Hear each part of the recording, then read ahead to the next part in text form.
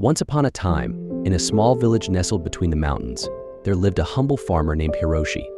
Hiroshi was known throughout the village for his wisdom and serenity. He always seemed to have a peaceful and contented look on his face, even in the midst of the hardest labor. One day, a young man named Kenji came to the village in search of a master to teach him the ways of Zen. He had heard of Hiroshi's reputation and decided to seek him out. When he arrived at Hiroshi's farm, he found the old man working in the fields. "Excuse me," Master Kenji said, bowing respectfully. "I have come to learn the ways of Zen. Will you be my teacher?" Hiroshi looked up from his work and regarded the young man for a moment. "What makes you think I am a master of Zen?" he asked. "I have heard of your wisdom and serenity," Kenji replied. "I believe you can teach me the path to enlightenment." Hiroshi smiled. "Very well," he said. "But first, you must work in my fields and learn the ways of the farmer. For Zen is not something that can be taught through words alone. It must be experienced through action and contemplation." Kenji was disappointed, but he knew that he had much to learn, so he agreed to Hiroshi's terms. For many months, he worked alongside Hiroshi, learning the art of farming and the ways of Zen. One day, as they were working in the fields, Hiroshi suddenly stopped and looked out over the landscape. Kenji followed his gaze and saw a beautiful bird soaring through the sky. "Do you see that bird?" Kenji Hiroshi asked. "Yes," Master Kenji replied. "What do you see?" "I see a bird," Kenji said. "But what else do you see?"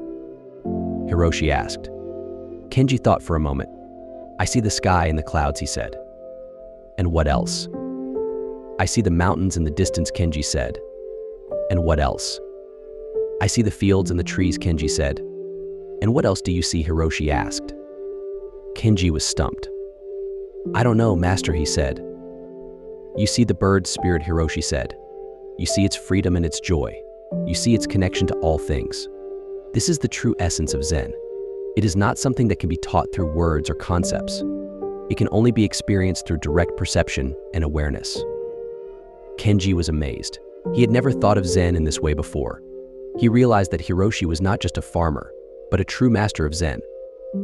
From that day on, Kenji devoted himself to the practice of Zen, learning from Hiroshi and experiencing the world in a new and profound way. He learned to see the beauty and interconnectedness of all things, and he discovered a deep sense of peace and contentment that he had never known before. Years passed, and Kenji became a wise and serene man, just like Hiroshi. He continued to live in the village, working in the fields and teaching the ways of Zen to anyone who was interested. If we see our lives as a quest for wisdom, akin to Kenji's pursuit of Zen, we uncover profound truths in ordinary experiences.